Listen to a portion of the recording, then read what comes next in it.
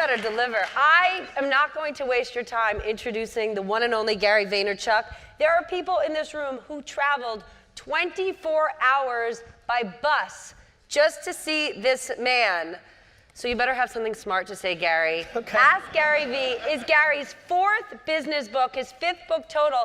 His first one about wine, that's where he got his professional start. So I'm hoping you didn't have wine before getting here. You can have it after, because this is the moment, this is the hour where you are going to learn, I love this word, I love the whole focus here, learn a bit of Gary's genius. And I'm going to start because Gary's team gave me the first question, and it's just so special that I want to share it. Genius does not have a timetable. When did yours first manifest, Gary? You know... Are you kidding me with that? You know, it was a sunny day. In Belarus. In a very serious note, forget about the context of that word. I think it was around the time I turned 30 that I understood that understanding people and consumer behavior was something that I had, and that there was a way to deploy it against something besides selling more wine, right? And so I'm not comfortable with the word genius, Steph, but this singular thing that I think will allow me to create a lot of success in my life is predicated on emotional intelligence, and I started to understand it a little bit more in my early 30s. I actually want to go back to the word genius, though, because your success is based on really, really hard work and grinding it out. And there's a risk out there right now with all of this enthusiasm and key terms like disruptive innovation and finding your genius and being your best self, that there's all this noise that it turns into a vacuum, and we're forgetting you need to work really hard and be good at your job. Yeah, I mean, I think that we're living through a period of time right now between Shark Tank, between, you know, The Social Network, the movie, that people are confused and think that it's just so easy to build a business where you make $1 million a year. The top 1% earners in America make $400,000 a year, right? Like, we are not grounded in any level of practicality right now of what it takes to be the top 1% executor in America. You make $400,000 a year pre-tax. Like everybody, I mean, I look at Instagram all day long and there's people just spewing how easy it is to become a millionaire if you just sign up for my 3-course thing, or how, you know, it's just unbelievable, the lack of practicality. One of the reasons I like producing the content that I'm producing now is it's becoming very clear to people that it takes an enormous amount of work to be successful, on top of which you actually have to have talent. Being good enough to run a business or be an entrepreneur that has a successful business is a talent. No different than singing, no different than being a basketball player. Are you good at singing? I'm atrocious at singing. How about basketball? I'm terrible at basketball, unfortunately. All right. And when I say terrible, I put that in the context of who I am as an entrepreneur. As an entrepreneur, I'm an NBA all-star. As a basketball player, I'm a below average rec league basketball player, right? I could be working on basketball every day since I was 12 until, you know, I was 25, and what I would be is an above average rec NBA basketball player. This thought that if you just try hard enough, or you work hard enough, or you read enough books or what have you, that you can become this thing that you weren't naturally gifted with is wrong. What you can be is the best version of yourself in something. No matter how much I worked on cooking, I would not be as good as Eric in the front row, right? It just wouldn't be. It just wouldn't be. It's what he's great at, it's what he was gifted at, and it's the work he put in. And so I think the biggest thing, the reason self-awareness is one of the main things on the book, we have to start understanding what we're good at and putting our energy against that, because that's where you can start having an impact. Whether that is a great fundraiser for NGOs, a stay-at-home dad, a radio person, it doesn't matter what it is, but we have gone way too far in the American dream of entrepreneurship, and everybody's gonna build $1 million fucking business. Well, is one of the problems, the way we're evaluating entrepreneurship is not about profitability, but it's more about notability and having your name and face out there, because you go to as many conferences as I do. And it's sort of a roundup of the same voices over and over. And I wonder, Well, when are these people running their businesses? Are their businesses making any money? Well, that has a lot to do with the world that you come from, right? Bloomberg knows that if they use those people, they'll get more clicks on their website, they'll get more views on their show. So it's like a self-fulfilling machine, right? I mean, is it a self-fulfilling machine, or is it a symbol that we're heading into yet another bubble? Are we gonna look back at this moment and say, when the bubble burst, it was right there when I asked Gary Genius at what point, when I asked Gary V, at what point did you become a human genius? Honestly, questions like that make me think of the year 2000 when we thought anything with the .com at the end was, your recipe to be a zillionaire. Steph, I'll be very frank with you. Please. I really don't give a fuck. Let me tell you, That's what I wanted to do on my Sunday at 5. But let I me don't give a fuck. But let me tell you what I mean by that. I have no idea if we're in the bubble or not, this, that, the other thing. It's just not what I think about. I think about executing and doing my thing. I've built 2 businesses in my life. I did them both during bad times. Wine Library happened right after 9/11 is when I really started hitting my crescendo. I lost an enormous amount of clients because they either died or they lost a lot of money, and I navigated my business through a very difficult time. AJ and I started VaynerMedia right when the financial crisis happened. None of these companies wanted to spend more money on marketing, let alone something they never heard of. So I think every moment's a bubble, because I know I'm gonna win in my craft, and that's just what I think about. As an investor, I've been far more conservative the last 18, 24 months, because I kind of had an epiphany 20, maybe 24 months ago. Like, people were just coming in and they had no stomach for this. They were good students that, had friends and relatives that got them into a great ecosystem, that got them funding. Everybody was chasing their next startup. There was no practicality to revenue. It was all about raising the next round. And so, look, I don't look at startup culture or entrepreneurship any different than the stuff that you cover every day, Wall Street and shit of that nature. It's all the same game. There's a ton of stuff. What? But it's the same game, right? Which is, I'm not intrigued, or it doesn't seem like an interesting use of time to debate if something's a bubble or people, to me it's about execution. I like communicating. I put my stuff out there. It's a proxy that fulfills me. I like the admiration. My mother complimented me 500 times a day. So I need people to come and do this. I need that. I like that. Is that where does your self-worth come externally? Yes.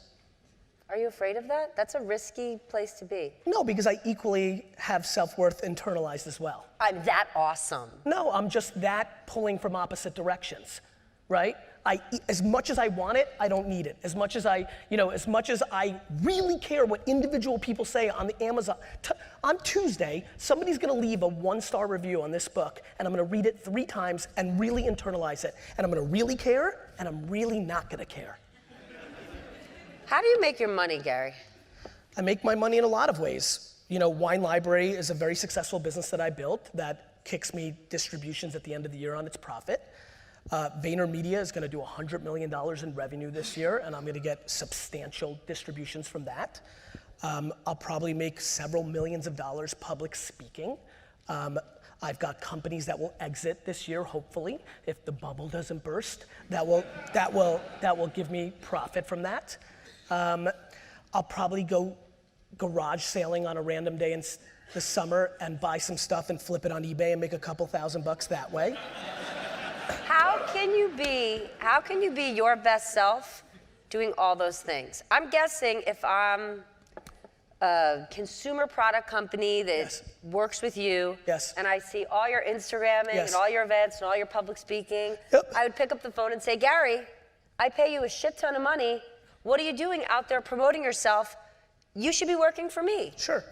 I think it comes in a lot of different ways. First of all, I think that nobody's paying me. They're paying VaynerMedia. VaynerMedia is a... That's you. No, it's not. That's what you think you want to say, but it's just not true. VaynerMedia is not me. I'm Gary Vaynerchuk. So if you left, would not, VaynerMedia wouldn't lose clients. VaynerMedia would lose clients, but not because of Gary V, but because I'm disproportionately the operating CEO of the company, and when you have a CEO that's great and runs a business and leaves, a business loses business. But that's what I want to get to. I do know that. Okay. So we have so many people in this room who are entrepreneurs. Yes. Or they want to be entrepreneurs, but they have day jobs. Yes. And they have lots of other commitments. And they look at you and all that you do, and they think, I don't even have the time to compose a tweet. Walk me through again, how can you be your best self in all these different verticals and deliver on every single one? Because I'm self-aware of what makes me tick. Like, I need a lot of chaos. I'm the same person that comes to the office, and when everybody's head down and had headphones on, I'm like, can somebody please play music and make it louder? I need chaos. It's my oxygen. I need to be doing 4, 5, 6, 7 things. It's when I'm at my best. And Steph, really simply, like, this is a results-driven business. You're a big girl. GE and Pepsi and Unilever and J&J, they're not overwhelmed by the Gary V mystique. They're not keeping us and renewing us because I'm clever or because it's fun or because I razz or because I curse. It's because we deliver. I've built a company that is a machine, not me, that can deliver on the KPI for several different reasons. First and foremost, Madison Avenue agencies are not good at what they do in a 2016 world, and there's an enormous white space. It's my Can sister. we answer it? Yes. Sis, I'm on stage. Why I isn't can't she talk to you. here? Why aren't you here? I love you more. Love you more.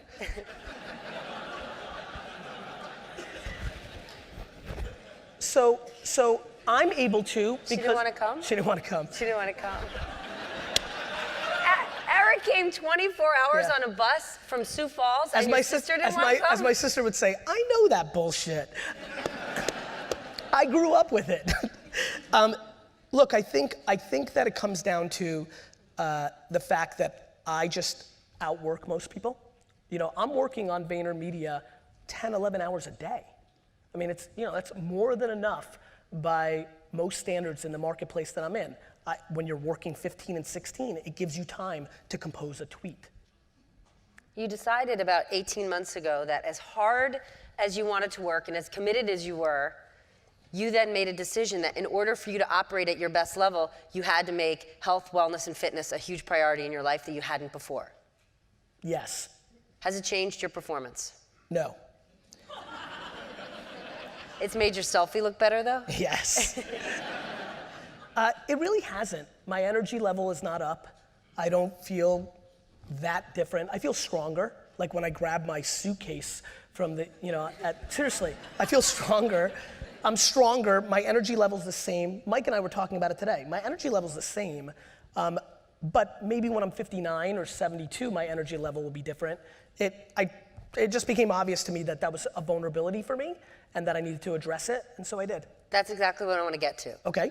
For you, you look for vulnerabilities across your life, across your businesses, because you need to narrow the margin of error. If anything, you spend a lot of your life risk managing. Yes. As you look across your life now, where do you see those vulnerabilities? What are you attacking and addressing? Because people who are young don't necessarily think about risk management. They just are grabbing and going and grabbing and going, and they're not necessarily paying attention to what's around them. You know, in business, not a lot, to be very honest with you. Meaning, in the business world, I feel very comfortable that things are going according to plan. I'm sure there's something going on that I don't see, but as we sit here today, I don't see a huge vulnerability. I'm building a very conservative business, client service. Think about what I did, Steph, for a second. Because You'll when like I this. think Gary, Yeah, I think go ahead. conservative, totally. But you know what's funny? I think I'm stunningly conservative. Let me give you the story of this. Please. 6 years ago, at the height of my momentum, I'm hanging out with Mark Zuckerberg and Travis and Saka and all this stuff. I've just made all these great angel investments, right? Things are going super well. I have a book that's a year straight on the New York Times best-selling list with Crush It. I'm getting all these opportunities. Everything is going phenomenal. I decide to take a step back and not do a startup, which I could have raised $50 million for in a heartbeat, not start a $100 million fund. Stick with me because this is really real business, and this is where you're going with this conversation.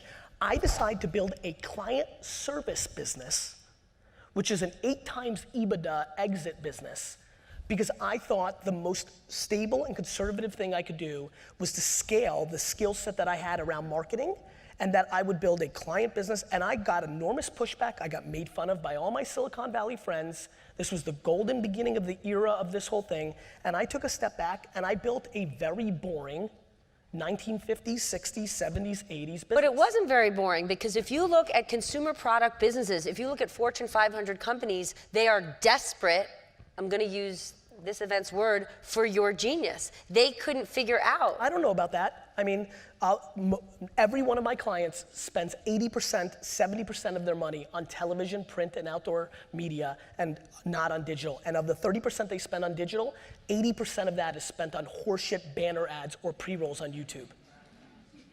So they're not so fucking desperate with their actions. They may say it. Hold on.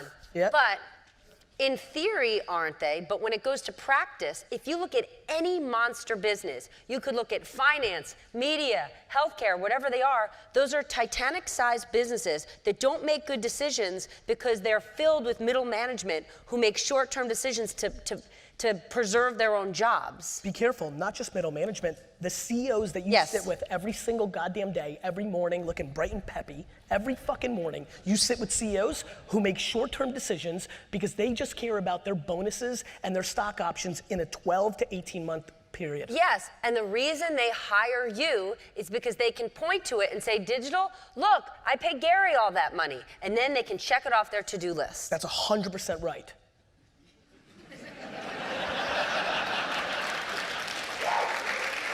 So that being the case, who cares if they're making their digital spend in nonsense? They just need to get to one more day. And you need to, you don't, because you just need to get paid by them, which you are. That's where you're being confused. I do. Let's take a step back. Why do I have VaynerMedia? I have VaynerMedia because 7 years ago, I decided the best course of action for me to buy the New York Jets was to buy brands, grow them, and flip them. I needed to buy big brands because that's where the dollars were. I knew how to build $50 or $100 million business. I wanted to buy a business for $200 million and grow it to $1 billion business because that $800 million is a nice profit margin and that gets me on my path, right? So what I needed to do was go learn what corporate America and Fortune 500 companies were doing that I didn't understand in entrepreneur and tech land. I don't want their money, Steph. I want the client that actually lets me do my shit. If I'm only able to spend $1 million or $2 million when they're spending $400 million overall, I can't move the needle or understand if my thesis or my bullshit actually works. So I don't want their fucking money. I can make more money speaking than have J&J as a client. I want their permission to reallocate those dollars to actually drive business results so I can learn at scale. So once I fully believe I've got it, I can go do it for myself. That's what I need.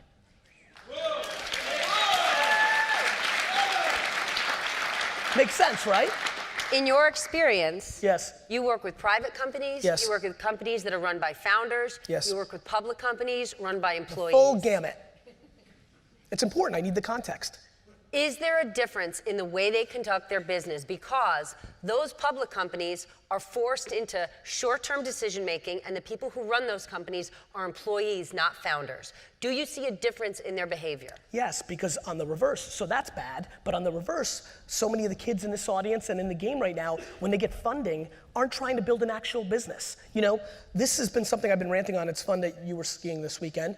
I've been saying this over and over for the last 90 days. No, but you are more than allowed because of the way you're playing. I have people who are literally about to go out of business. Literally, in the next 180 days, if they do not raise money, they're out of business, that are literally fucking skiing this weekend.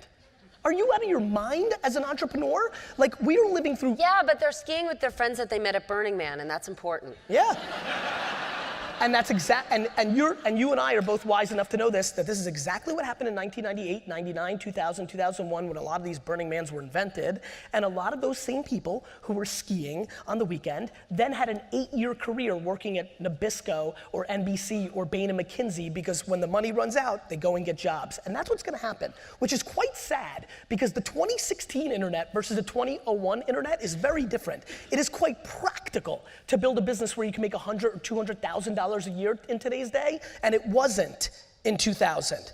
And so all these entrepreneurs that are choosing the glitz and the glamour and the brand of it versus actually spending time to build a practical business are gonna be they're gonna be so sad in 3 years when they're in their cubicle working for somebody else, realizing they wasted that opportunity to build something practical versus just shooting for the dream. But Gary, they're choosing to waste it. Yes. When you speak to many of these entrepreneurs and you ask them about profitability, they say, well, we don't comment on profitability, but can I tell you who's on my board? And can I tell you how much money I've raised? Great, you've raised money because there's so much VC money in California right now, it's coming down from the sky. And sure, loads of people would love to sit on your board because it's a free option. When are you going to see a shift? Is it going to be that unicorns are going to die this year, that will face them to wake up? You know, look, you know this world better than I do. We start the first day of the year and China fucking goes, pfft. That starts making everybody scared here. Things have already tightened up. For example, in the angel investing New York tech landscape, the idea of walking into these 10 to 15 firms here in New York and saying, here's my idea, I want $4 million valuation, has quickly become, I want a $2.5 million valuation, right? You're gonna hear about enormous amounts of down rounds. Then in a perverse way, you actually like this? Because for you, this is an only the strong will survive environment, where a few years ago, companies you invested in, sure, the valuations were flying through the roof, but now this is a survival. I'm sitting on an enormous amount of paper money on Uber, Pinterest, Snapchat, and many other things, right? Nothing would make me happier than the market completely collapsing and me going to zero on those things. That's a lie. It's not a lie. Let me tell you why. It's just not. And let me tell you why. Because I truly, first of all, my behavior in parallel was not to completely just invest in that world. You don't want them to go to zero, though. I feel as if they deserve to go to zero based on meritocracy and market behavior, then fuck it, let them go to zero. I swear on my children's life. Yes, that is how I feel. Now, I think that Snapchat and Uber and Pinterest won't, because I actually think those are good businesses. But do I think that there's a ton of unicorns that will be exposed as rhinoceroses? Yes, I do, right? And do I think on a totally different level, is there thousands of startups that are running around right now that will quickly go to zero? Yes, I do.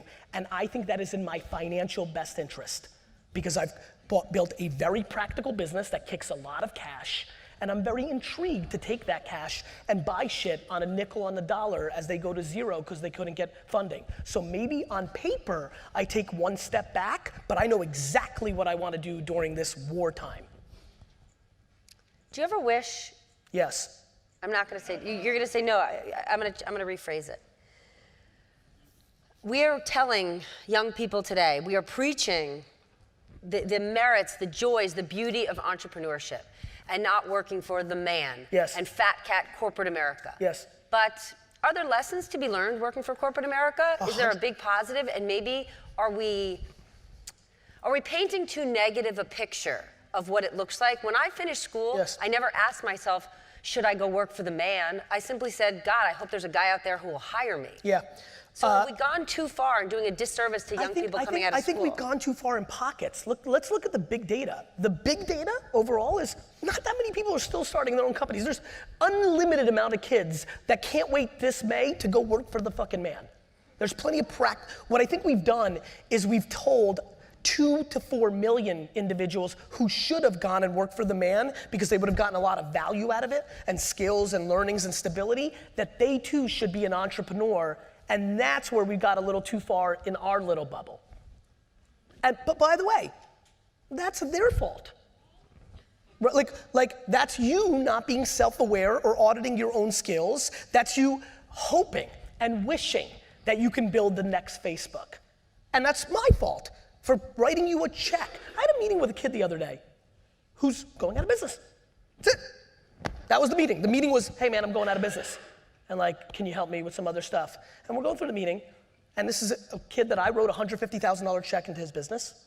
And he's like going out of business, and he goes, and I'm sitting, I'm concerned, not a good face, because I invested and he lost.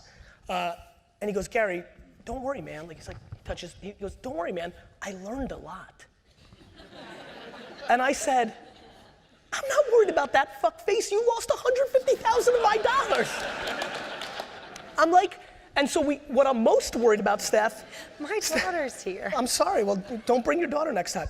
So I think, look, are you really confused of what I was gonna say up here?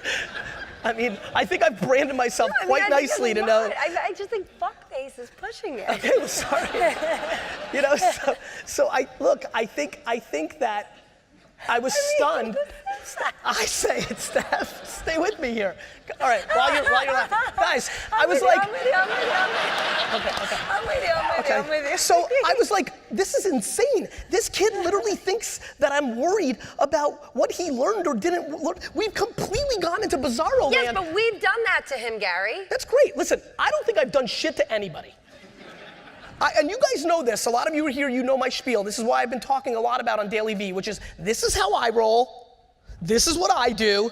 I'm not telling you you have to work 18 hours a day. You can be on the softball team. I'm not telling you that you have to reply to everybody. You don't have to. I'm telling you this is what I do so that there's no confusion that, for me, that the level of talent that I have, that outrageous all-time work ethic is part of the equation. You're more than welcome to think that's interesting, not interesting. I have no interest. So that's... So he said, Gary, I learned a lot. I got pissed, and I'm like, the other thing I got mad about was like, I'm like, kid, and I shifted, I got mad, and I was like, listen, you have a problem here. You thought this was a smart move. Easy money, you'll learn, better than getting a job. I can always get a job. What you don't realize is the email chain that's gonna happen when you walk out of here with me and Dave Morin and Chris Sacca and First Round Capital, and we're all gonna be like, loser, loser, loser, and you So you can't actually get a job. No, he'll get a job, but it's gonna be really hard to raise money again from the people that he actually wants to raise money from. Like, our reputation matters. Like, taking a loss is real. And there's this whole kind of feeling in that space that it's not. Why does he have to raise money again? Why does entrepreneurship... Because it's easier that way, but Steph. that's my point. Why does entrepreneurship have to be a career? Why is it now taboo to say, I'm gonna get a job? I'm gonna say it one more time. 97% of people say that exact thing. So you're living in a New York bubble where you're meeting But we're not celebrating those people. I agree. There's a thing I did on Bloomberg before you were on Bloomberg, like years ago. It was Techstars. Were you at Bloomberg when they did that? Techstars? Okay. Techstars did a show where they had it was around Techstars on Bloomberg where they were following 8 startups. It was like the last episode was like a real world event, right? Mm-hmm. There was people sitting there and talking about like, you know, what happened on the show. You know how Real World used to do the wrap-up show? Yeah. That's what they were doing. 7 shows, so I'm there with 5 other VCs. 7 companies go and they go, hi, I'm Rick, and we created donkeydonkey.com, and we raised $4 million, and everybody clapped, right? And he would sit down. Hi, I'm Stan, we created like luffy.org, and we've raised $7 million. And he would sit down and everybody clapped. Finally, this kid gets up and he goes, hey, we're from Red Rover, we didn't raise any money, we got a couple clients out of the exposure, and we didn't raise any money, and we're just kind of starting to get going. Silence. I lost my shit on TV. Shocking.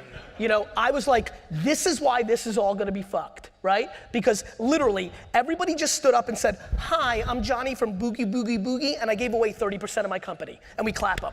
These guys actually built a business, and nobody cared. Hold on, back it up. Please.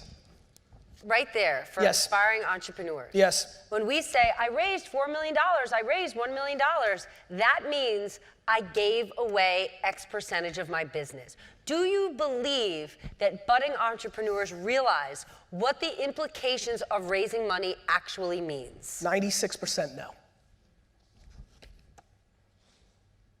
It's a bummer. I think most people don't get it. I think it was very attractive. You're young, you're gonna build the next Facebook, and let's go. And and that's what happened in the culture. Then right there, you're young. Yes. What do we say? I'm 40, so are you. Does being an entrepreneurial genius, is that only for people under the age of 35? What if you are 40, 50, 60, or 70? This whole entrepreneurship game isn't in it for you because we keep using the word, you're young.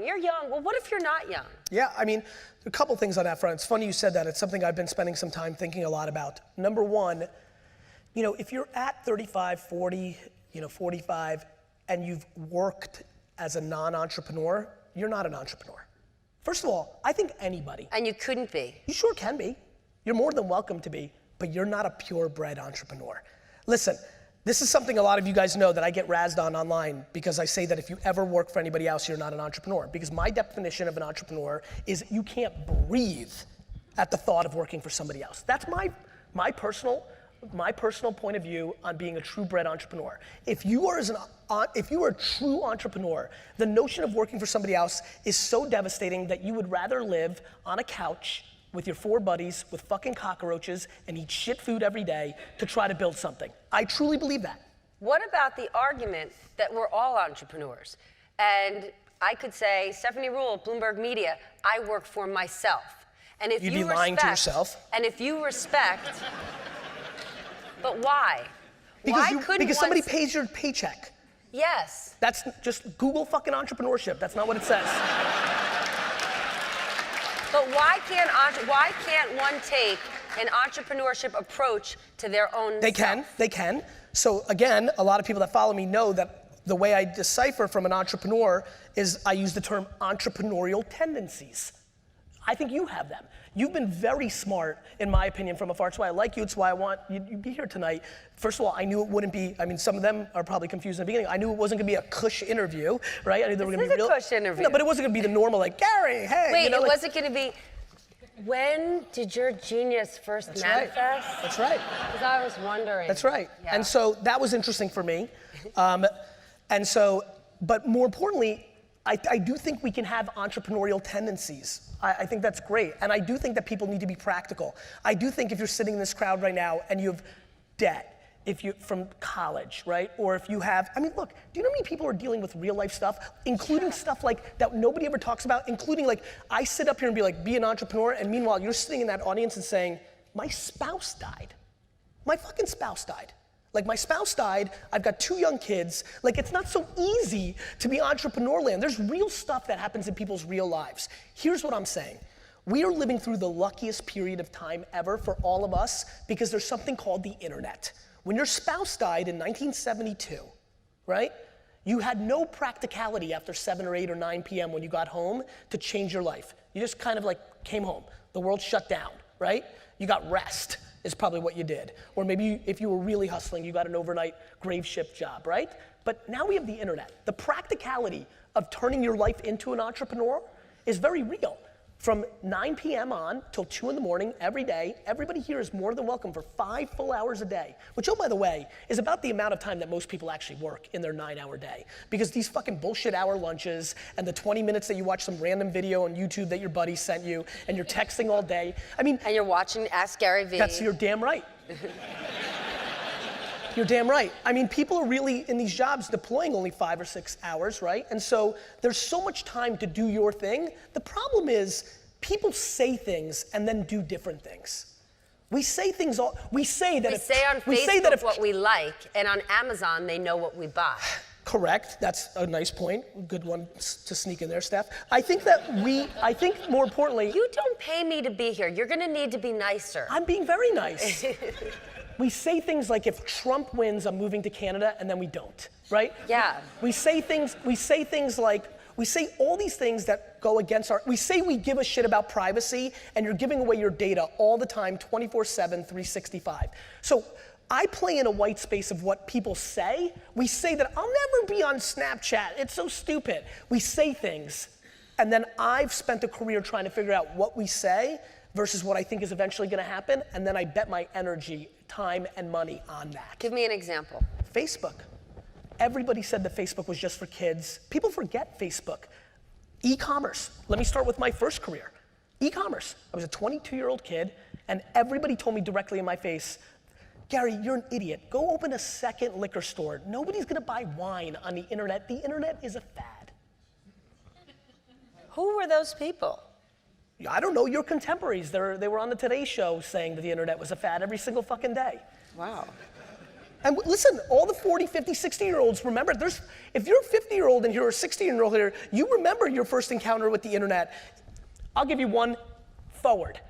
Everybody in this room in 20 years is gonna live in a virtual reality world where they're gonna have a tough time even quantifying the difference between is this real life or is virtual real life.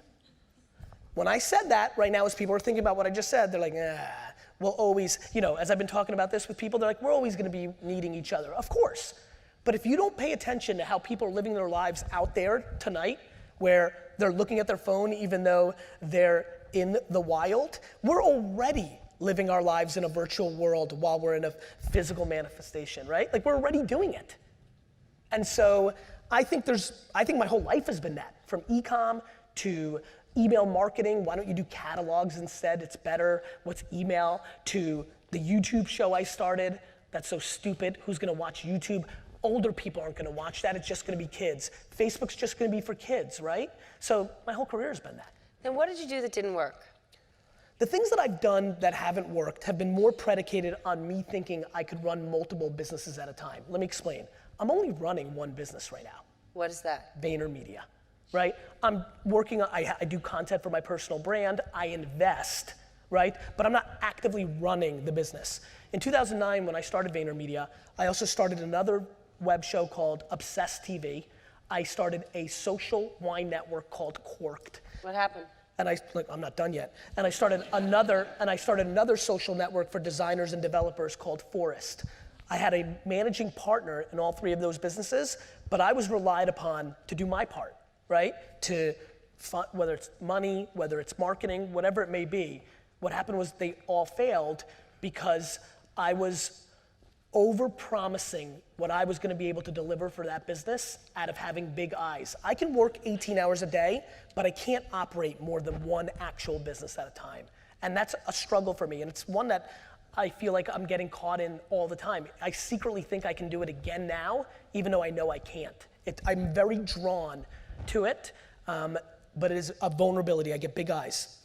You are drawn to bright lights and big ideas, and you follow them. Yes.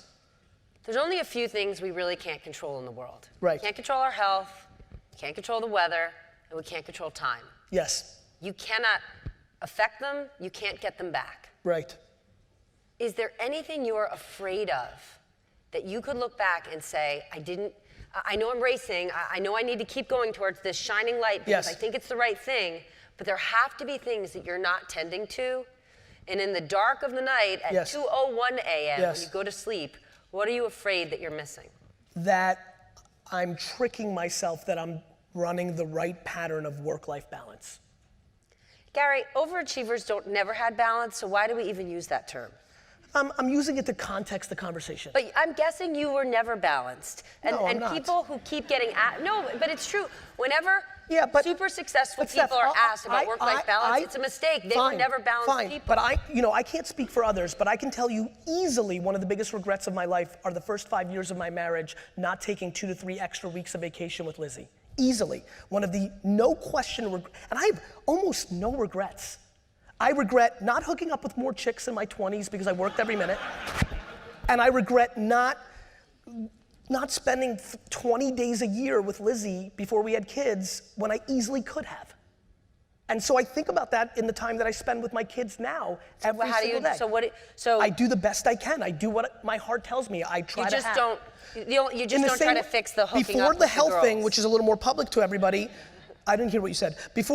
But repeat it in a second. Before the health thing, 3 or 4 or 5 years ago, I started taking 7 weeks vacation, or 3 years ago, 4 years ago. You take 7 weeks vacation a year? I do. When you're on vacation? Instead of 2. And so, well, hold on, when you're on let vacation. me just finish this thought. So that's a hack, right? One thing that I'm talking about right now quite a bit, and I don't know how you guys roll, I'm a very where there's smoke, there's fire kind of guy. I literally am selling myself. I'm talking a lot, and I mean a lot, about the idea of coming home every day now from 5 to 6 and eating dinner with the kids or giving them a bath and then going back out. And I haven't done it yet, and I'm talking about it the same way I did with my health for about a year before I pulled it off. But I think I'll do that. And so all I can do, Steph, is try and just try, if it's on my mind, to hack it and make it better. When you're taking those 7 weeks of vacation a year, do you disconnect? I would say 80% of the times or of the time I've been able to. I've done a really good job. And so I was yes, but once in a blue moon, something bad will happen. AKA, this last year, I did really well until I read a quick little thing on some of the data I was looking at around Snapchat. Until I'm like, DJ Khaled is starting to get momentum on this Snapchat thing. All he does is win. That's right. And so for the 17 or 14 day vacation I took at the end of the year, the first 11 days were really good, and the last 3 were really bad because I caught the Snapchat bug and I shifted. It's just the truth. Are you being honest with yourself about, do you disconnect? If we ask Lizzie, Yeah? She's here. Well, fuck, I just told you that I fucking rolled the first 11 days, but the last 3 days I fucked up. So it's not like I just said, yeah, I'm cruising. So if you wanna, do you wanna ask her if it was 67% instead of 80? All right, we have to share some audience questions. You ready? Always. What is the #1 timeless lesson you learned and carried forward from selling sports cards as a teenager? From Roger. Roger, good question. Not Goodell. Maybe. Star. I learned that attention was the only asset. One more time? I learned, this is straight up, this is why I think I was a good retailer, because of baseball cards. I learned that attention was the only asset that mattered. So I would go and do baseball card shows, and I was 14 years old. Like, do you know how young that is? Like, and the dealer would be like a 40-fucking-year-old man, right? So like you? Yes. And he would be like, hey kid, that's your table. And the first 5 or 6 shows I ever did, I had the shittiest table in the whole mall. Like, the side entrance over here when the whole main thing. And I kind of like, by the 5th or 6th one said, wait a minute, this is bad. Like, because when I go get a pretzel, there seems to be more people over here than that are over by me. And so there's a classic story I have with Brandon, who runs Wine Library, who's my best friend in high school. We did shows together where it was this show and we get this table and I go, Brandon, like there's this whole main thing and we have this random table on the way out. And I'm like, Brandon, this is bad. We need a different table. I was really feisty. I'm like, I'm gonna go he's like, no, this is super fine, just like everything else. Literally the first guy that came into the show, like 8 o'clock in the morning, walked the whole show, bought a ton of shit. And on his way out, he looks at us and he goes, oh shit, I didn't even know you guys were here. And there was something about that moment that triggered for me. And what I did on every show when I negotiated forward was pick the table. I would go on Thursday, negotiate my table before I'd even pay the guy. And what it did was it taught me about consumer behavior, how they walked around. And when I got into my dad's store, I started reorganizing shelving based on profit margin and things that later I would learn is really common practice of great retailers. And that came intuitively, and that was absolutely taught to me through intuition, but also through behavioral stuff at baseball card shows. Seeing that you understand retail, you know what a great retailer is, you know what iconic brands are. Are there any brands out there that you look at and say, that is an iconic brand that has meant so much in history, but today means nothing. I'd love to get my hands on it. Nintendo. Why? Because they're fucking up. Like there's no 15-year-old, like the fact that Nintendo is not winning in app gaming is ludicrous. They have the IP. The fact that Kardashian apps and Minecraft and other things are winning while there isn't a 15-year-old that gives a crap anymore about Mario or Zelda or things of that nature, that was a huge miss. And they got romantic that it was all about the council where they made their money, right? And they were romantic and they didn't deploy against the next attention police, and they allowed that romance to kill them. People think the end of your story is buying the New York Jets. Yes. You buy the Jets. Yes. Then what? Then they make a big fucking movie about my life. Well, there you go. How would you define emotional intelligence? I think it's the things that are actually happening in our world. I think it's the things that are happening that we can't explain this. Of course we can.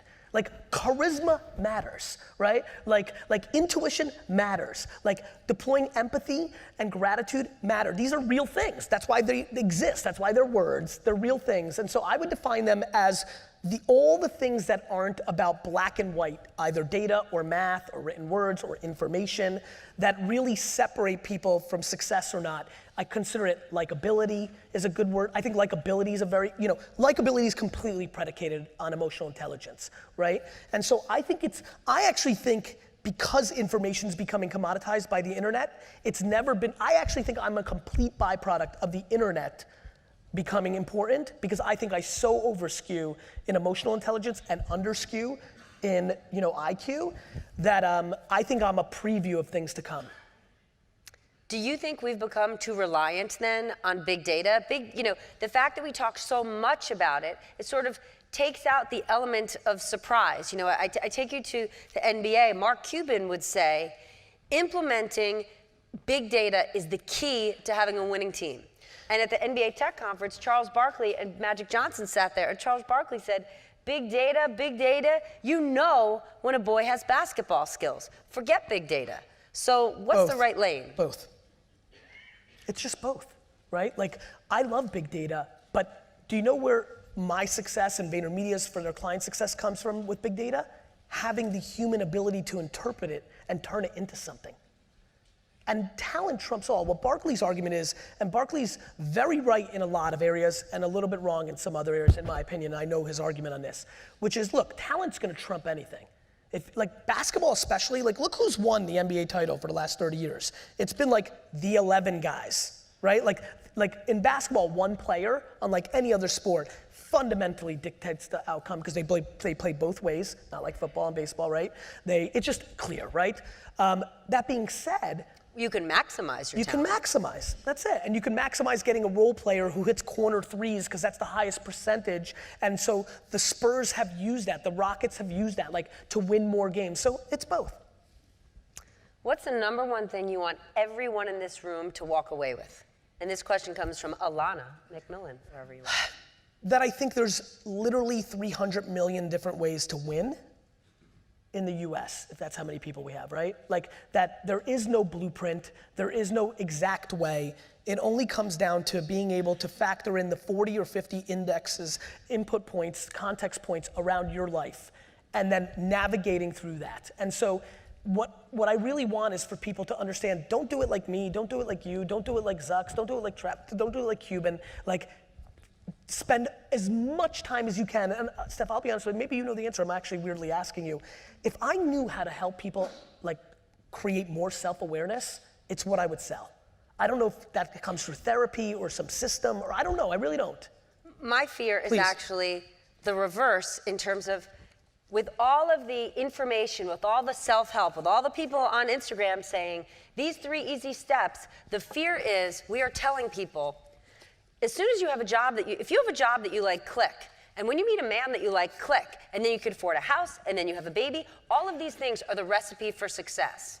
Well, if you're using some sort of Cosmo checklist for the recipe for success, you are going to end up very unhappy because success is internal. So I'll go a different way, fine. But I actually think we're in a much better place than we've been for the last 60 years on this issue. Why? Because prior to this world where we have so many more opinions and platforms, we had 3 channels that told everybody that thing.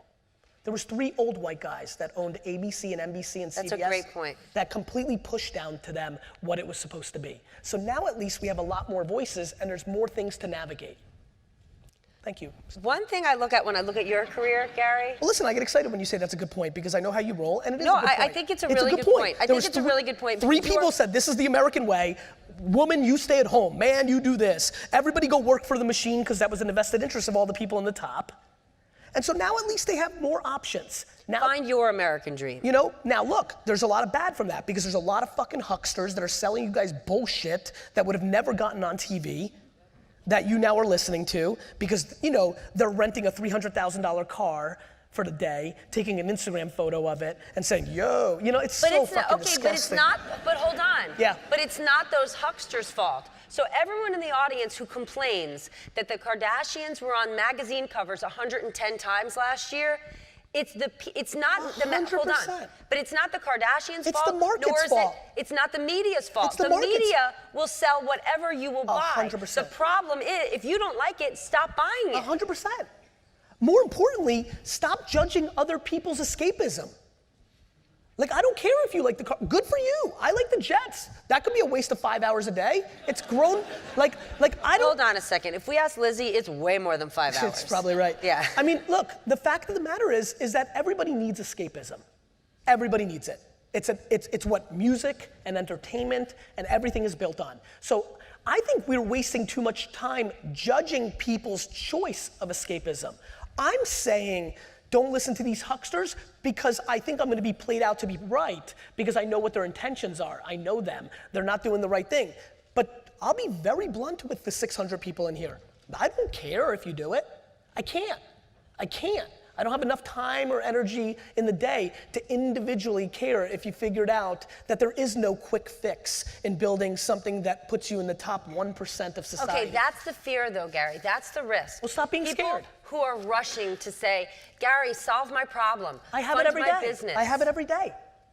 I'm very comfortable in that environment. I give answers every day to that. and I'll decide what I want to do on an individual basis. And if I lose, then I deserve to lose. And if they lose, they deserve to lose. I am an absolute believer that the market is the market is the market is the market.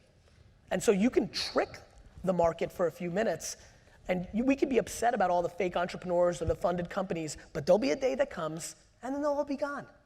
And it'll be fucking awesome. And it'll be awesome, I'll tell you why, because that's what's supposed to happen. Guys, nothing good comes easy. Like, what good stuff should come easy? And I use this word, audacity. If you have the audacity to be in the 1%, which one more time means you're making $400,000 a year before taxes, which is, by the way, a booby prize to most people when they think about entrepreneurship. I don't know anybody in entrepreneur tech land or entrepreneur, solo entrepreneur that thinks that 400,000 a year is the North Star. It's much bigger than that. I get the emails every day. Everybody thinks $1 million a year is like the minimum cost of entry to anything, right? Okay, but Gary, yes. Someone always has to pay. This whole idea that, I'm gonna build a multi-million-dollar business. I want everyone to get free pre-K. There is no there is no gold at the end of the rainbow. Someone has to pay. Okay. So this idea that, no one thinks $400,000 is a lot of money. When are we gonna click and realize, oh shit, it is? Never. Our whole entire human race from the beginning of mankind has proven we will never do that. It's just not a human way. And that's fine. There's nothing wrong with, great. You know what? By the way, I'm the biggest fan of humans. We're still here. I actually think humans are the most underrated brand in the world. I actually believe that. What does that mean? I'll explain. I think humans I'll are the tell most you, underrated the brand world in that the you live in, Yeah. big media, has done a really good job in convincing every mother in here that they shouldn't let their kids play outside. Because they fucking reported on kidnapping until they couldn't get enough of it, right? And so now we have a generation of people that don't want to put their kids outside, yet we're safer than ever because of devices. Nobody's kidnapping anybody, yet the propaganda filled us nice and good, right? And so, what does it mean?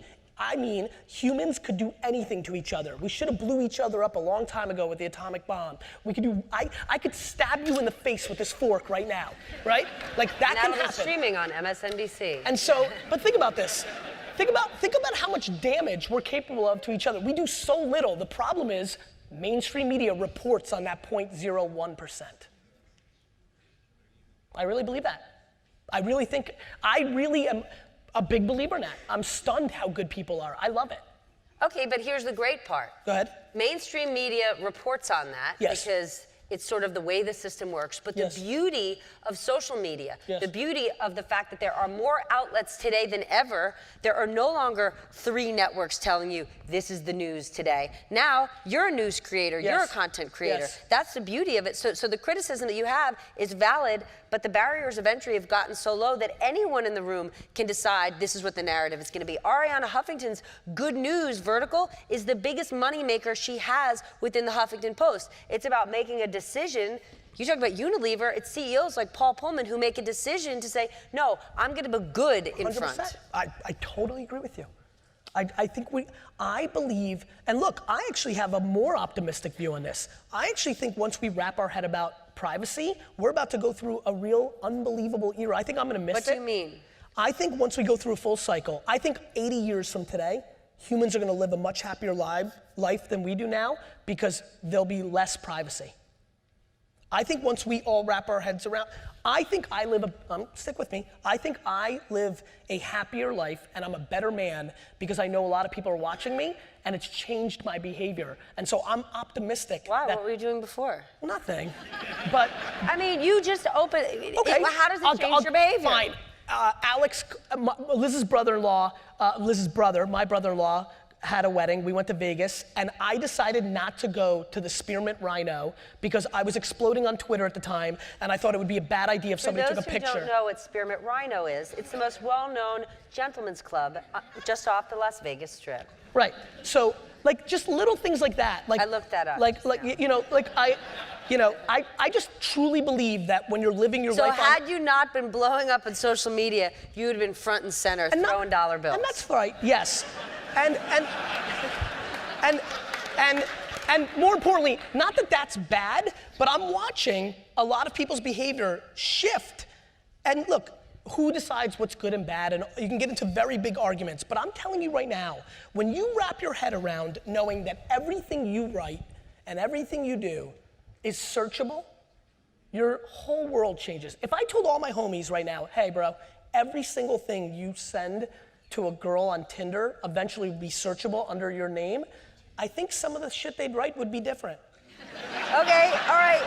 That's it. That's a perfect segue. Gary. Yes. If you were 22 to 32 in 2016, how would you document your journey as an entrepreneur? Would you show everything, the ups and the downs, especially? So this comes from something that I've been talking about, which is too many people are posing as like are crippled by two things. One, they don't want to put out content because they don't think they've made it yet and they don't deserve to, which is something I believe in. So like when I say to you, Gary, I don't think that picture was very flattering of you, I don't think you should have posted it. No, that doesn't bother me. But like really, like I mean people saying things like, you know, I don't know if you know this, Steph, but there's a lot of people that want to be 22-year-old life coaches.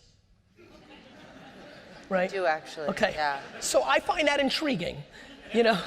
And so I'm trying to help some of them and say, look, that's a bad place to go because no normal person thinks that you're a true like life coach at 22. But I tell them, look, you could be talking about your experience as a 22-year-old looking at the world and you can bring value to other people because you see the world differently than a 45-year-old. So that question's predicated on something I believe, which is how cool would it be right now if you wanted to, you could go to YouTube and watch how Vera Wang learned to become a dressmaker. If she was producing, like, this was my first day at the internship at, you know, whatever place. Like, so I think everybody's truth has the potential to be interesting, especially if they've got the chops.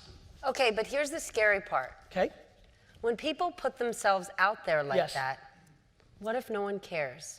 What if, hold on. It's a great question. What if no one cares? What if no one follows them? What if no one likes them? They should be, right? Yeah. That's a really hard place to be, to truly put yourself out there and say, here I am, world. I'm starting a gym. It's the first day. I'm ordering this. I'm buying this. What if nobody gives a shit? If you're wired like I am, when you know that. Okay, but most stick people with me. aren't. Stick with me. I'm going to give you a couple scenarios. If you're wired like I am, you love it because you know eventually you're going to win and everybody's going to look back on it. Fine. I know I'm in the minority. Steph, first of all, it comes down to self-awareness, right? It depends on how you feel about yourself. Am I watching the patterns of 14-year-old teenagers who are taking 3 minutes to 7 minutes to 15 minutes to take a selfie, then post it on Instagram, then if they don't get enough likes in the first 20 minutes, take it down and start over? Gary, I'm afraid of that. Well, that's great. I'm afraid of a lot of things. No, but I'm afraid, what are we doing to our young people? No, stop over. We're not doing jack shit. This is what's happening. There's no we are doing. This is the reality of human evolution. Like, if this was 1961 and we were doing this, you'd be like, Gary, I'm worried about Elvis shaking his hips. What are we teaching? I would never be worried about that. Yeah. So this notion that you and I get to say what we're worried, this is happening whether you or I like it. This is what's happening. It's evolution. The end. You're gonna be much more scared about what's happening in this VR world in 20 years than any of it. You're gonna wish for the day of selfies in 20 years when people put on contact lenses and don't come out for a month. Okay, you know what though, Gary? You're a dad. You're a dad. You have 2 kids. What are you gonna do when your daughter is 14 and she's locked in her room, desperate to make selfies and videos that people care about, and when she walks out of the room and says, no one likes me in this world? I'm gonna say, Misha, step up your fucking game.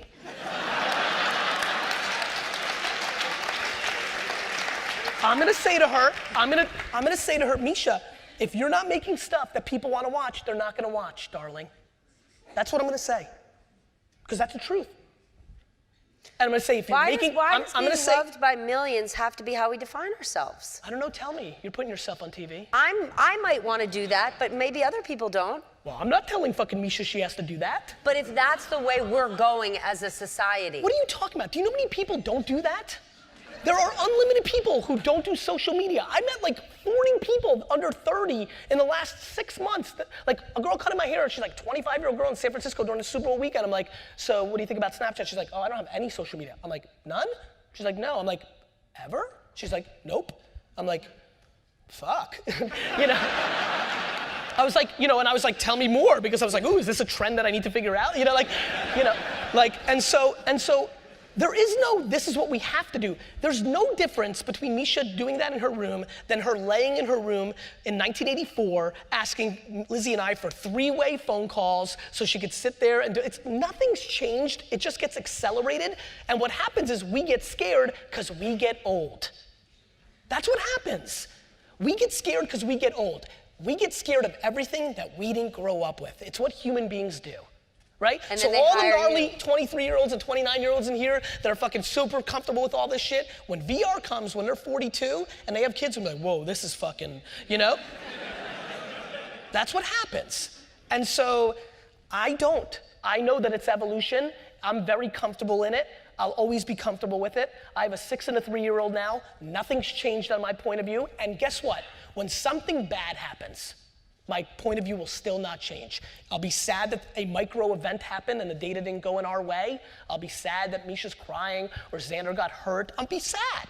But it's not gonna make me say, well, now let's shut down evolution. We're gonna shut down evolution. This is what's gonna happen, period. You can help shape it. I don't know about that. I think that people grossly overestimate their ability to shape it. How important is it to brand yourself? For everyone out there who's an entrepreneur, they're starting a business. How important is it to tie their name, their face to that business to make it a success? It's only important. It's only important if they're good at it. So for example, you know this, there's unlimited amounts of companies that are successful that nobody's ever heard of the CEO. There's unlimited of people that are worth billions of dollars that nobody's ever heard of. Right? So it comes down to knowing oneself, right? So for me, this is very important because of a couple things. I think I'm good at it. There's another important thing. I really genuinely like it. I like looking out there and seeing Chef and Eric. I like to get to know people. I know them. I like it. I like people. So I put myself in the best position to succeed. I like people. The social network world is about people interactions. It was gonna naturally work for me. However, I have tons of startups and founders who ask me every day, they take my money, they want my advice, and they're not into people, and they don't want to put themselves out there, and they're very happy to put their head down and build a good product. But are consumers demanding that they? No. I use Uber as an example. Hold on. No. Nobody here gives a shit that Perry Chen is fairly quiet. If they like Kickstarter, they're gonna use it. But here's where you're wrong. Okay. People give a shit about Uber and Travis. People won't, hold on a second. I'm not wrong, that's just another fucking different example. Steph, I'm not wrong. Do you know how many? No, but if you say people I don't give care, a shit. They do. I do not. Nobody here cares about I don't even think Nike is still. I don't even know the CEO of Nike. Mark Parker. Great. Well, I didn't. If you told me I'll give you the fucking Jets right now, I couldn't have answered that. And I don't give a fuck about him or his life or his selfies. That's an but example. I like these fucking kicks. Okay, then explain to me then it's just another option. Okay, then explain the Uber phenomenon to me. Hold on. How there are people who criticize Uber and their management and their founder and don't think, guess what? It's just a great black car that shows up at my house and it's cheaper than a cab. Instead, those are the same people that moved to Canada when Bush and Obama got elected. Ah, okay, there you go. So many people here want to talk about if they even cared that they were mad at Uber for whatever current headline grabbing thing that somebody wants to write because it's good for Business Insider, right? Their traffic, it's good to say something, but then they get into an Uber 40 minutes later. They literally go and, do you know how silly human beings are? That's where I wanted you to get to. Well, I understand. Listen, I know you're leading. I'm just following. Tell me where to go next. I mean, you know. Gary's a follower, right? That's what I think. I don't think people care. I think people care about their things, and if they're a Yenta and they love that shit, then they care. You know who cares and has always cared? Your mother. You said earlier that your mother complimented you 500 times a day. She did? For me, every day, my whole entire life, my mom calls me on the phone and says, you could do anything, and then hangs up. There's somebody in the audience who's a stay-at-home mom, and she wants to be that kind of inspiration. Yes. What does she do? What did your mom say? My mom balanced accentuating my strengths while letting know that my weaknesses were not completely acceptable to punt, but kinda, right? One more time? Yep. What she did was, every time I made $1,000 at a baseball card show, that's unbelievable. Do you know how many people can't even do that, like, as grown-ups, or? As grown-ups. You know, that's what she would say. Or whatever she would say. I mean, silly shit, like, she liked the way I swung my wiffle ball bat. Like, it could be anything, like, I skipped well, on the way to the park. Like, she would go there, but when I would get Fs, or do something that wasn't right, she would make me understand there should be consequences for that. She would punish me. Even though, my mom would punish me even as a junior in high school for Fs on my report card. Did you get a lot of Fs? Unlimited. Okay, there's not unlimited Fs. Steph, I have one report card. I've been actually trying to hit up North Hunterdon High School to give me access to my report card because I want to throw it on Throwback Thursday. I don't think they have it. They don't. Yeah. I've been trying to get it because literally I only got D's and F's. I would get a B in history, I'd get an A in gym, and I would get F's or D's for everything else. Why? Because I never from the first day of high school until the last day, I never opened a single book once ever. I never did one piece of homework in my entire 4 years of high school. Why? Because I knew who I was, and I knew that they were gonna push me through. And that I needed the time to hone my skills on my future and not figure out where Saturn was. So when I got home as a freshman in high school and the new Beckett baseball card guide would come out, I would lay in bed for 6 hours and memorize the prices on everything. Because pre-cell phones and information, when I'd go to the baseball card show on Friday, if I had all the prices memorized, that was an advantage over the other people that didn't. Seeing that that's your story, is that your journey, or is that a path you recommend for others? What are you gonna say to your kids when they're in the 9th grade and they're going to New York City's finest and they say, I'm not opening a book? I'm gonna say, if you have the chops to be an entrepreneur, let's fucking start right now. But if not, you need to explain to mommy and daddy what the fuck you're thinking.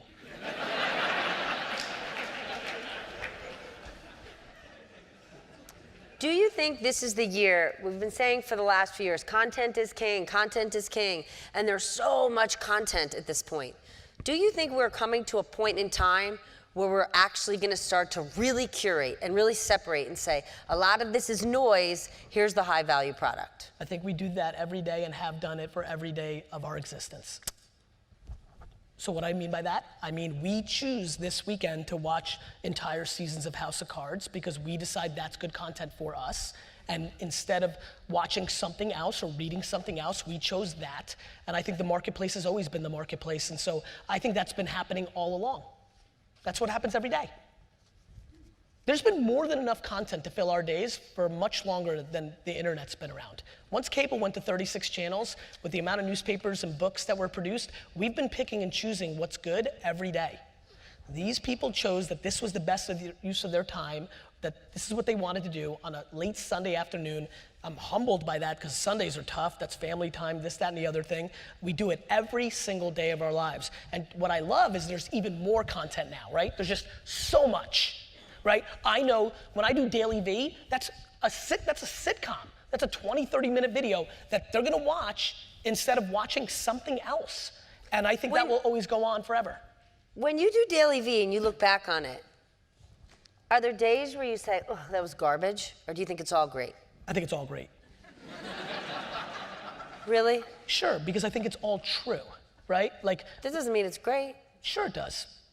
For me, that's what I want to make sure. One of the things that I'm most proud of is that D-Rock will always be able to tell somebody over a drink 25 years from now that, like, yeah, he didn't tell me to do anything. Like, I like that I stay away from it. He does it. Walk us through in case people don't know what that is. I do a daily vlog on case? Yep, yeah, no, I get it. Episode 19 is where we're at right now. It's a 13 to 30 minute show that we put out. You know, it's called Daily V because D-Rock and I had big eyes that we were gonna do it 5 days a week, but it's really fun for me to watch what's happening with Daily V because he's getting a lot of accolades, a lot of credit, because not only is he filming, he's editing, and he's working his face off. I mean, he's literally, think about this. I talk about how hardcore I am. He follows me for 15 hours, and then sometimes he'll literally then go to the office and start editing.